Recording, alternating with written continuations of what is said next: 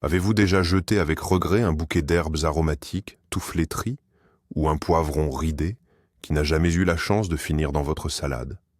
C'est frustrant, n'est-ce pas? Et si je vous disais que chacun de ces légumes aurait pu être sauvé, transformé en un chef-d'œuvre culinaire qui vous aurait régalé même en plein hiver? Aujourd'hui, nous allons éclaircir une fois pour toutes quelle méthode de conservation, congélation, séchage ou mise en conserve, convient le mieux à chaque légume.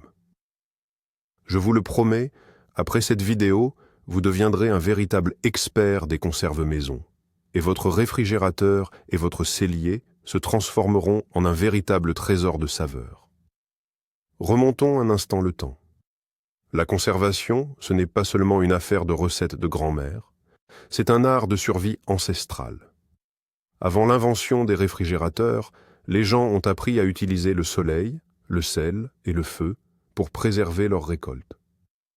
Le séchage est l'une des méthodes les plus anciennes qui permettait de concentrer les saveurs et de conserver les aliments pendant des années. La mise en conserve dans le vinaigre ou le sel fut une véritable révolution. Quant à la congélation moderne, ce n'est rien d'autre qu'une méthode de haute technologie pour figer le temps et préserver les vitamines. Alors, la prochaine fois que vous ouvrirez un bocal de cornichons, souvenez-vous, vous touchez à une histoire millénaire. Alors, partons ensemble à la découverte de l'univers des conserves et des préparations maison. Notre première étape sera, sans aucun doute, la congélation. Elle mérite bien son titre de reine de la facilité et de la rapidité. Dans notre rythme de vie effréné, c'est le moyen le plus simple et le plus rapide de conserver un peu d'été. Rendez-vous compte. Un minimum de préparation, pas de bocaux ni de marinade compliquée. Souvent, il suffit simplement de laver, couper et emballer. Mais quel est donc le grand secret de son succès? La congélation, c'est comme une machine à remonter le temps pour les aliments. Elle arrête littéralement tous les processus, en emprisonnant la fraîcheur, la couleur éclatante et surtout la majeure partie des vitamines au cœur du légume. Imaginez, dehors c'est le blizzard, et vous sortez du congélateur un sachet de poivrons d'été qui sentent le soleil. Voilà toute la magie de la congélation. Contrairement à la mise en conserve, où les températures élevées peuvent détruire certains nutriments précieux, la congélation agit avec beaucoup plus de délicatesse. Elle préserve les aliments dans leur état quasi intact. C'est pourquoi les légumes congelés sont si proches des produits frais. Mais, comme toute reine, la congélation a aussi ses caprices et ses secrets. Et penser qu'il suffit de jeter n'importe quel légume au congélateur pour obtenir un excellent résultat est une grave erreur. C'est précisément de ces finesses dont nous allons parler maintenant. Mais avant de vous lancer avec enthousiasme dans la congélation de toute votre récolte, prenons un instant. Établissons tout de suite la liste noire. Ces légumes, pour lesquels le froid n'est pas une solution, mais une véritable condamnation à mort. Et le principal coupable ici, c'est l'eau. Imaginez un concombre frais, une feuille de salade croquante, un radis juteux ou une branche de céleri. Quel est leur point commun? Exactement, ils sont composés d'eau à plus de 90%. Maintenant, rappelons-nous nos cours de physique. L'eau se dilate en gelant. À l'intérieur des parois cellulaires délicates du légume se forment des cristaux de glace pointus. Ces cristaux, tels des millions de minuscules aiguilles, déchirent littéralement toute sa structure fragile de l'intérieur. Et qu'obtient-on au final? Après décongélation, au lieu d'un légume ferme, vous vous retrouverez avec une masse triste, aqueuse et absolument sans vie. Tout le croquant appétissant et la forme auront disparu sans laisser de traces. Retenez donc une règle simple. Si un légume est très juteux et que vous l'appréciez précisément pour sa texture fraîche et croquante, alors le congélateur lui est, hélas, formellement déconseillé. Il ne ferait que tuer tout ce que nous aimons en lui.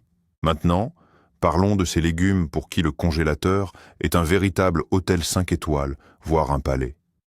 Certains semblent avoir été créés pour la congélation. Ils supportent merveilleusement bien le froid, conservant presque entièrement leur texture, leur goût et surtout leurs précieux nutriments. Ces champions de la cuisine hivernale sont un indispensable dans chaque congélateur. En tête de liste, on retrouve bien sûr les haricots verts et les petits pois. Leur structure dense supporte parfaitement la congélation et leur saveur, une fois décongelée, peut même devenir légèrement plus douce, plus sucrée. Imaginez un peu, en plein hiver, vous jetez une poignée de petits pois éclatants dans une soupe ou un ragoût, et votre plat est instantanément métamorphosé. Viennent ensuite les légumes crucifères, le brocoli et le chou-fleur. Une fois séparés en fleurettes, ils deviennent un ingrédient prêt à l'emploi parfait. Plus besoin de laver ou de couper, il suffit de les sortir du congélateur et de les mettre directement à la poêle, à la vapeur ou dans une casserole. Et mon coup de cœur personnel, le poivron, c'est tout simplement un champion de la praticité. Coupez-le en lamelles ou en dés, répartissez-le dans des sachets et vous aurez toujours sous la main une base prête à l'emploi pour une pizza, des pâtes ou un plat mijoté.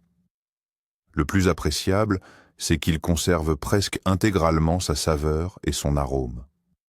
Ces légumes sont votre atout maître pour tout l'hiver. Ils vous feront gagner un temps précieux et apporteront une touche estivale à n'importe quel plat. Passons maintenant à une petite astuce, de celle qui distingue le vrai professionnel de l'amateur. Ce secret peut paraître un peu technique, voire scientifique, mais en réalité, il est d'une simplicité enfantine. Je parle du blanchiment.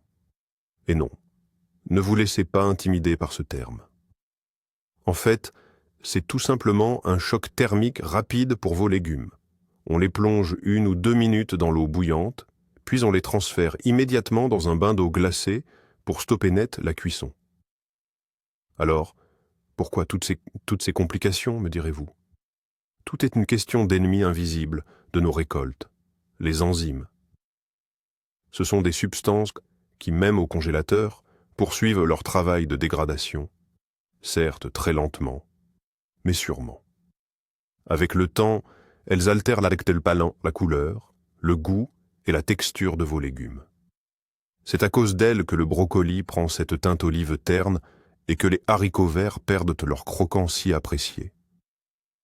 Eh bien, le blanchiment a justement pour effet de stopper net ces enzymes. Cette étape simple garantit à vos légumes de conserver leur couleur vive et appétissante, ainsi que leur fermeté, même après 6 mois de congélation. C'est la clé d'une congélation de qualité restaurant. Ne négligez pas cette étape et le résultat vous surprendra agréablement. Vous ne le regretterez pas.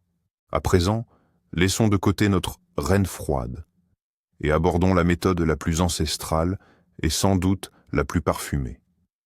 Le séchage. Si la congélation cherche à figer la fraîcheur de l'instant, le séchage est une véritable alchimie des saveurs. Ce n'est pas qu'une simple élimination de l'humidité, c'est un processus de concentration. Le séchage ne suspend pas le temps comme le ferait un congélateur.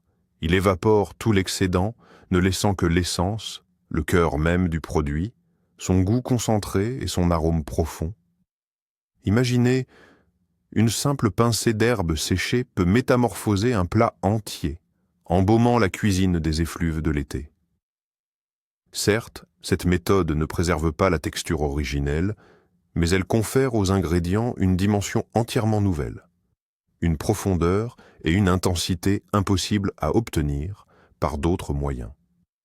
C'est le choix idéal pour les véritables gourmets et ceux qui apprécient dans la nourriture non seulement les bienfaits, mais aussi des saveurs vives et inoubliables.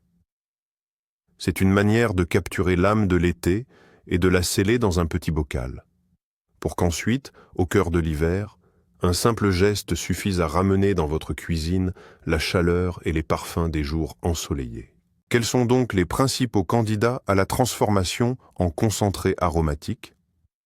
Découvrons ensemble ces légumes qui, une fois séchés, deviennent de véritables trésors culinaires. Et le premier, le roi incontesté de la déshydratation, c'est bien sûr la tomate. La tomate fraîche est délicieuse, mais la tomate séchée, c'est tout simplement de la magie gastronomique. Sa saveur devient incroyablement intense, aigre-douce, avec des notes de caramel. Ajoutez-la à une salade, des pâtes, ou faites-la simplement mariner dans de l'huile d'olive avec des herbes. Et vous obtiendrez un délice pour lequel les restaurants demandent des prix exorbitants. Viennent ensuite les champignons. La déshydratation révèle pleinement leur arôme profond et boisé, souvent décrit comme l'umami, la cinquième saveur. Quelques cèpes séchés, réduits en poudre, rendront n'importe quelle soupe ou sauce 100 fois plus savoureuse que des champignons de Paris frais. Et bien sûr, toutes les herbes aromatiques et le piment. L'aneth, le persil, le basilic, l'origan, une fois séchés, ils deviennent un condiment concentré, toujours à portée de main toute l'année. Quant au piment séché, il acquiert un arôme plus complexe et fumé. Le séchage est votre passeport pour un monde de saveurs intenses qui transformeront votre cuisine quotidienne. Alors, vous avez décidé de vous lancer dans l'alchimie des saveurs. Mais comment bien maîtriser le processus de séchage? En réalité, plusieurs options s'offrent à vous, des plus ancestrales aux plus modernes. La première méthode est celle de nos grands-mères, le séchage à l'air libre, sous le soleil. C'est l'option la plus naturelle et la plus économique. Il suffit d'enfiler les légumes sur un fil ou de les étaler sur une grille dans un endroit bien ventilé, à l'abri des rayons directs du soleil et des insectes. Cette technique est idéale pour les climats chauds et secs, mais elle demande de la patience et dépend des aléas de la météo. La deuxième méthode, plus universelle, est d'utiliser votre four traditionnel.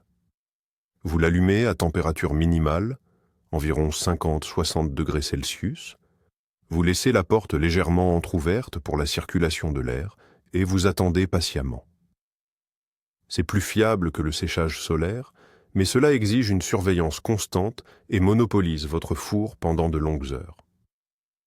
Enfin, la troisième option pour les véritables passionnés est un appareil spécialisé appelé déshydrateur. C'est, en substance, une sorte d'armoire intelligente avec un ventilateur et un élément chauffant qui crée les conditions idéales pour un séchage uniforme. Il offre le résultat le plus prévisible et de la meilleure qualité, en préservant au maximum la couleur et l'arôme. Quelle que soit la méthode choisie, le résultat est le même. Vous obtiendrez votre propre réserve d'été concentré. Eh bien, après avoir congelé et séché, il est temps de passer à la vitesse supérieure. Nous abordons la mise en conserve, ou plus communément, l'art des marinades et des saumures. Si la congélation préserve la fraîcheur et le séchage concentre les saveurs, la mise en conserve, elle, est une véritable renaissance. C'est une façon non seulement de conserver les légumes, mais aussi de leur offrir un caractère totalement nouveau, audacieux et plein de vivacité. Cette méthode s'adresse à ceux qui aiment les préparations avec du peps, de l'originalité. Pour ceux qui apprécient non seulement les bienfaits, mais aussi des expériences gustatives intenses et mémorables. Un cornichon croquant, un chou mariné relevé, des tomates doucement saumurées, ce n'est pas juste de la nourriture, c'est une véritable émotion, une saveur qui nous rappelle l'enfance. De plus, la conservation est championne en matière de durée de stockage. Un bocal correctement préparé peut tranquillement passer 1 an, voire 2, dans votre garde-manger sans perdre aucune de ses qualités. C'est votre réserve stratégique, que ce soit pour des invités imprévus ou simplement pour savourer quelque chose de délicieux et fait maison pendant les longs mois d'hiver. C'est toute une culture, une tradition éprouvée au fil des générations. Mais qui sont donc les véritables vedettes de nos bocaux? Bien sûr, il y a des classiques indémodables, des légumes qui semblent avoir été créés pour être marinés. Et en tête de liste, on trouve Sa Majesté le cornichon. C'est une fois en bocal, imprégné des arômes d'aneth, d'ail et de réfort, qu'il atteint le summum de sa saveur. Croquant, juste assez salé ou aigre doux, il constitue l'amuse-gueule parfait et un excellent accompagnement pour n'importe quelle table. Viennent ensuite les tomates. La mise en conserve les transforme d'un simple légume en un plat à part entière. Salé, mariné, dans leur propre jus, avec des poivrons ou des carottes. Les déclinaisons sont infinies et chacune a son charme unique. N'oublions pas le chou. La choucroute n'est pas qu'une simple préparation, c'est un véritable superaliment, un trésor de vitamine C. Quant au chou mariné express, il peut devenir votre sauveur lorsque vous avez besoin de préparer rapidement une salade colorée et pleine de saveurs. Et bien sûr, la betterave. La betterave marinée, c'est une base toute prête pour la salade de betterave, le bortsch, ou simplement un délicieux accompagnement. Dans cette méthode, le vinaigre, le sel et le sucre ne sont pas de simples agents de conservation. Ce sont de véritables artistes qui transforment de simples légumes en de tout nouveaux chefs-d'œuvre culinaires, aux saveurs vives et inoubliables. Cependant, lorsqu'on se plonge dans l'univers de la conservation alimentaire, un mot-clé essentiel doit toujours être présent à l'esprit: la sécurité. Nous avons affaire ici à des bocaux hermétiquement scellés, où des micro-organismes peu amicaux peuvent proliférer si les choses ne sont pas faites correctement. Notre principal allié dans cette lutte? L'acidité. Tout est une question de niveau de pH. La plupart des bactéries nocives, y compris celles responsables du botulisme, ne peuvent tout simplement pas survivre dans un environnement acide. C'est pourquoi les tomates, naturellement très acides, sont relativement simples et sûres à conserver. Une stérilisation de base des bocaux et des couvercles suffit, et votre jus de tomate ou vos tomates marinées se conserveront parfaitement. En revanche, avec les aliments à faible acidité, comme les haricots verts, le maïs, les champignons ou le potiron, les choses sont bien plus complexes. Une simple ébullition dans une marinade vinaigrée pourrait ne pas suffire à garantir une sécurité totale.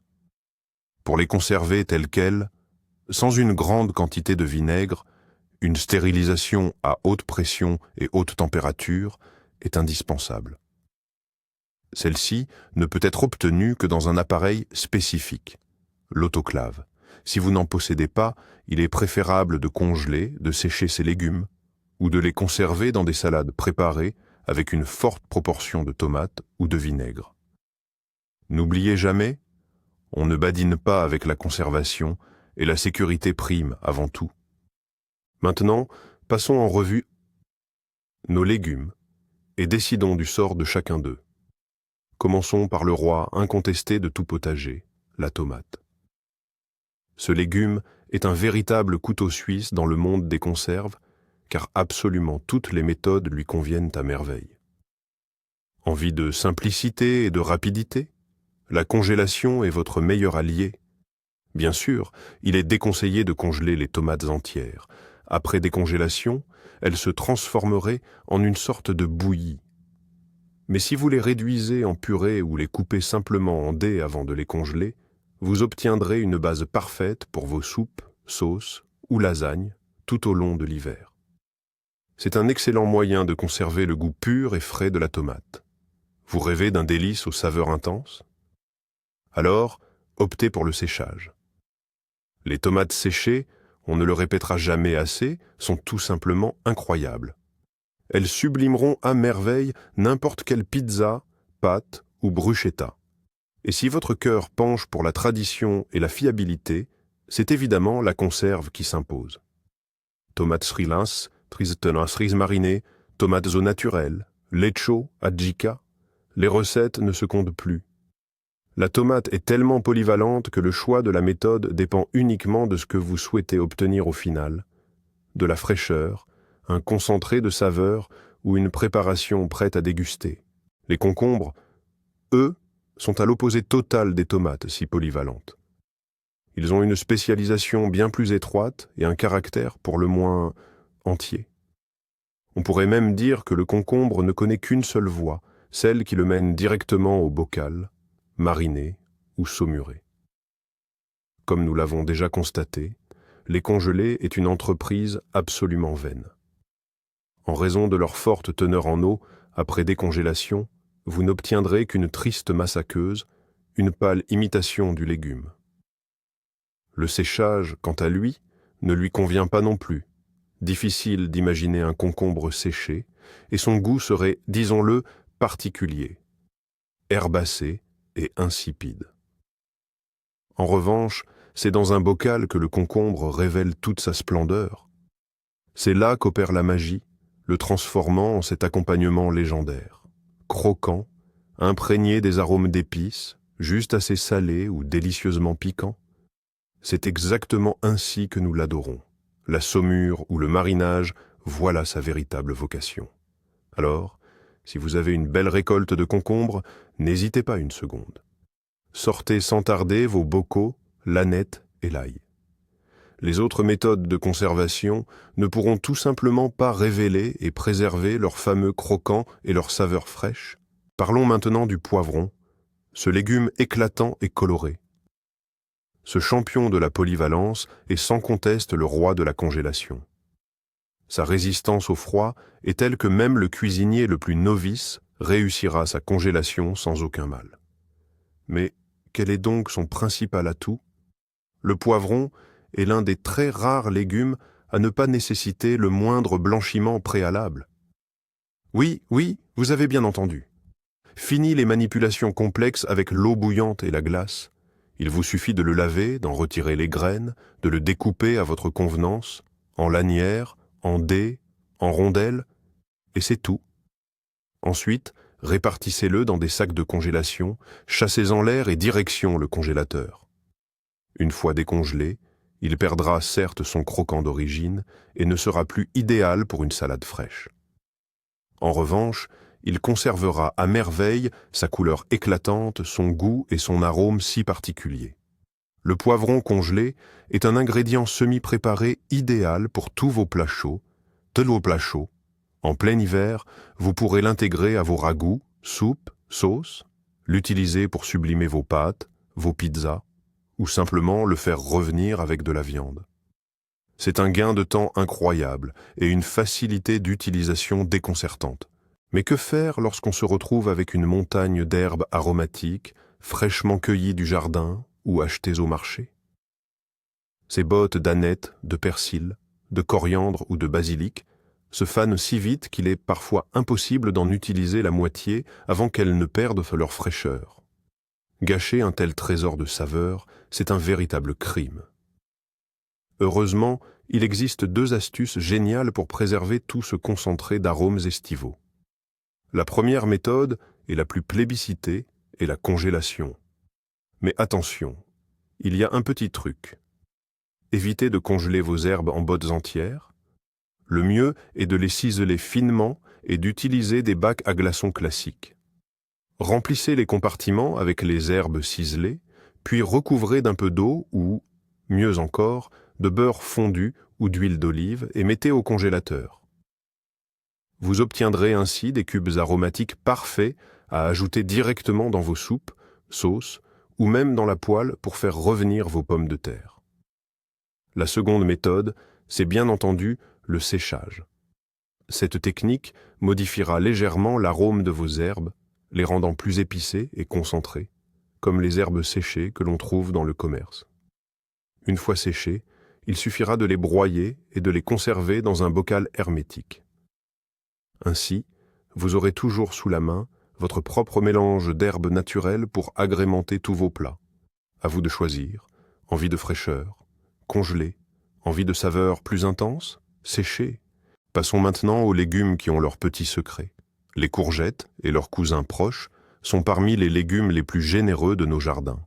Mais quand il s'agit de les conserver, surtout par congélation, ils doivent nous donner du fil à retordre.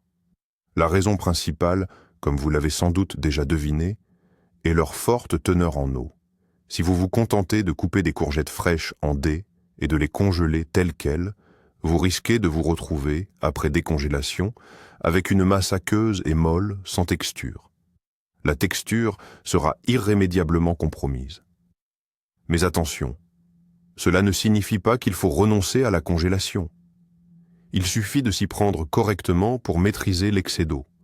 La méthode la plus efficace est de râper les courgettes avec une râpe à gros trous. Ensuite, salez-les légèrement et laissez-les dégorger pendant 15 à 20 minutes.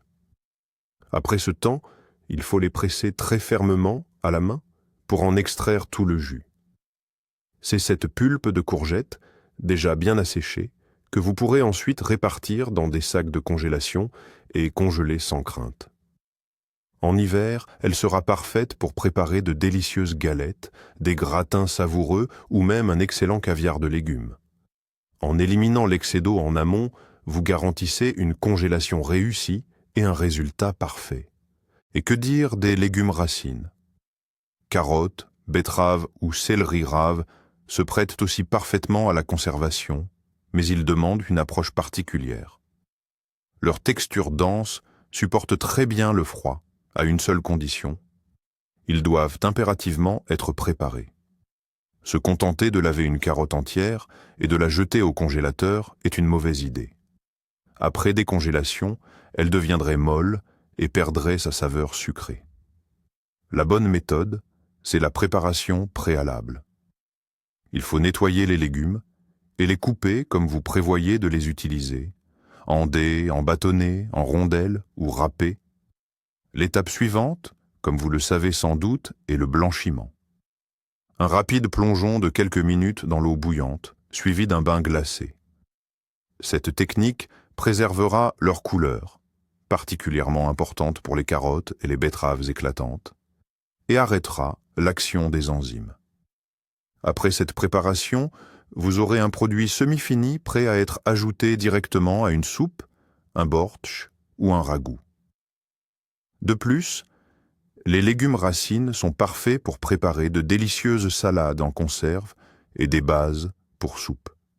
Cette fameuse base pour bortsch à base de betteraves, carottes et tomates est une véritable aubaine qui vous fera gagner un temps fou en hiver. Dans l'univers des conserves, les champignons sont un chapitre à part, presque mystique. Ils ne ressemblent à aucun autre légume et demandent d'une approche particulière. Ici, la réussite dépend de votre objectif final. Privilégiez l'arôme maximal ou la commodité d'un produit semi-fini.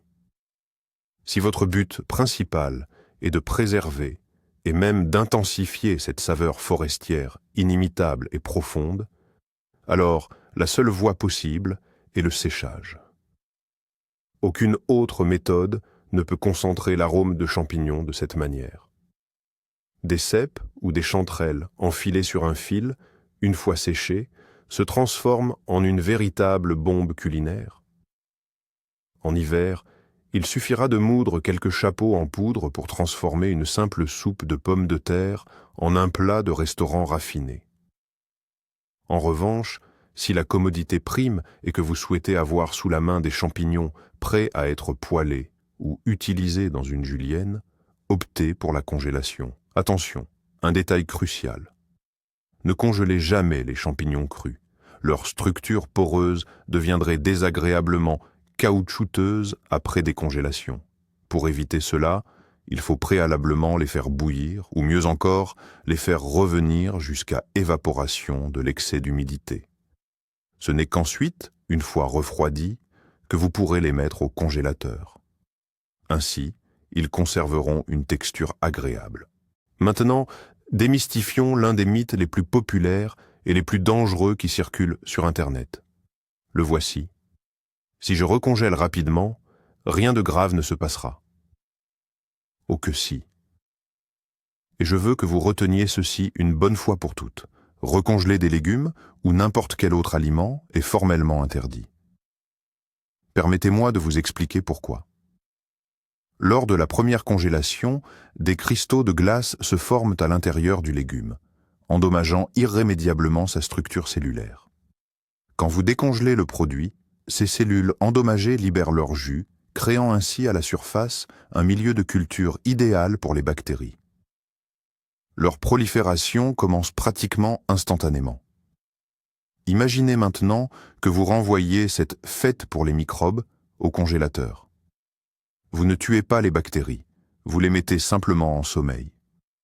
Dès la prochaine décongélation, elles se réveilleront et se multiplieront en quantité bien plus importante. Le résultat?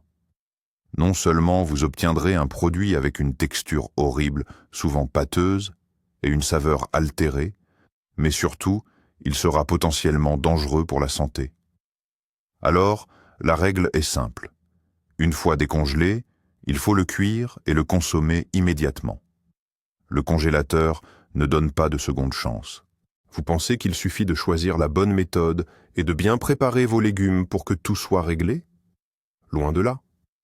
Il y a un autre point crucial qui peut soit réduire tous vos efforts à néant, soit garantir à vos produits une longue et délicieuse conservation.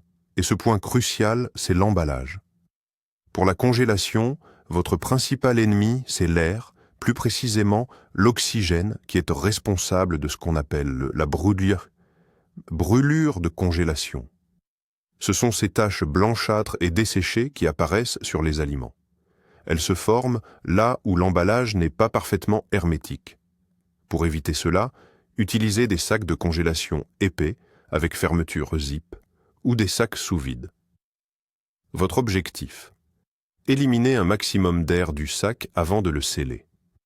Plus l'emballage épouse le produit, mieux il se conservera. Pour les produits séchés, les ennemis sont différents: l'humidité et la lumière. Conserver des herbes ou des champignons séchés dans un sachet en tissu, exposés à la lumière, est une mauvaise idée. Ils s'humidifieront rapidement et perdront tout leur arôme. L'option idéale pour ces produits, c'est un bocal en verre propre et sec, avec un couvercle hermétique. Et ce bocal, il faut le ranger dans un placard de cuisine sombre. Un bon emballage n'est pas un détail anodin, c'est la garantie de la qualité de vos préparations. Enfin, une fois que vous maîtrisez les 3 méthodes de base, vous pouvez passer au niveau supérieur, celui de la créativité culinaire. Le NS plus ultra en matière de conserve et de préparation, c'est la combinaison des méthodes. C'est là que vous ne vous contentez plus de suivre les instructions à la lettre, mais que vous commencez à expérimenter en créant vos propres saveurs et textures uniques. Qu'est-ce que j'entends par là? Par exemple, vous pouvez prendre des tomates cerises et d'abord les faire sécher légèrement, ou, comme disent les chefs, les confire au four. Elles ne deviendront pas entièrement sèches, comme des chips, mais perdront seulement une partie de leur humidité, et leur saveur en sera plus concentrée et plus douce. Ensuite, vous pourrez les placer dans un bocal, ajouter une branche de romarin, quelques gousses d'ail, et couvrir le tout d'une bonne huile d'olive. Qu'avons-nous obtenu au final? Nous avons utilisé à la fois le séchage et la conservation dans l'huile. Le résultat? Vous obtenez non pas un simple produit, mais un véritable délice prêt à déguster, digne d'un restaurant. Ou encore, vous pouvez faire revenir des champignons, traitement thermique, puis les congeler, congélation. Expérimentez, combinez les méthodes, ajoutez vos épices préférées. C'est ainsi que naissent les véritables chefs-d'œuvre culinaires qui raviront vous et vos proches tout l'hiver. On pourrait croire que c'est simple. Choisir une méthode, préparer le légume, et le tour est joué. Mais il y a un secret capital que beaucoup oublient et qui change absolument tout. Il ne s'agit pas tant de choisir entre la congélation et la conservation. Le problème réside plutôt dans 3 ennemis invisibles de votre récolte: l'oxygène, la lumière et les enzymes. En fait, toutes nos méthodes ne sont que différentes façons de combattre ce trio. La congélation n'est pas une destruction, mais un état d'anabiose. Elle endort les enzymes, ralentissant leur travail destructeur. Mais dès que le produit décongèle, elle se réveille avec une nouvelle vigueur. L'emballage sous vide lors de la congélation, c'est notre bataille contre l'oxygène, qui oxyde et détériore le produit. Le séchage, c'est une déshydratation totale.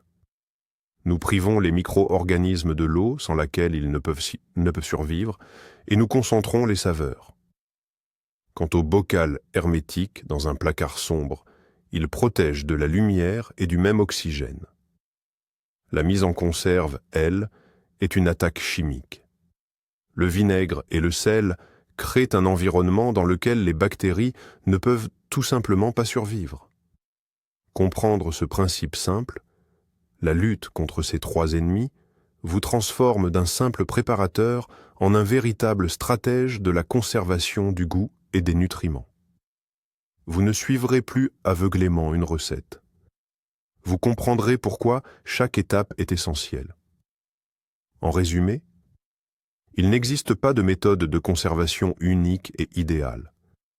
Pour chaque légume, il y a une meilleure méthode qui préservera son goût, sa texture et ses qualités nutritives. La congélation, pour la rapidité et la préservation de la fraîcheur. Le séchage, pour concentrer les arômes. La mise en conserve, pour une longue durée de conservation et la création de nouvelles saveurs. Merci d'avoir regardé cette vidéo jusqu'au bout. J'espère que l'univers des conserves maison est maintenant plus clair et plus passionnant pour vous. Si cela vous a plu, n'oubliez pas de laisser un pouce bleu et de vous abonner à la chaîne pour ne manquer aucun de nos futurs guides pratiques. Et maintenant, une question pour vous. Quel légume vous pose le plus de difficultés lorsque vous le conservez? Écrivez-le en commentaire. Et peut-être que votre question sera le sujet de notre prochaine vidéo.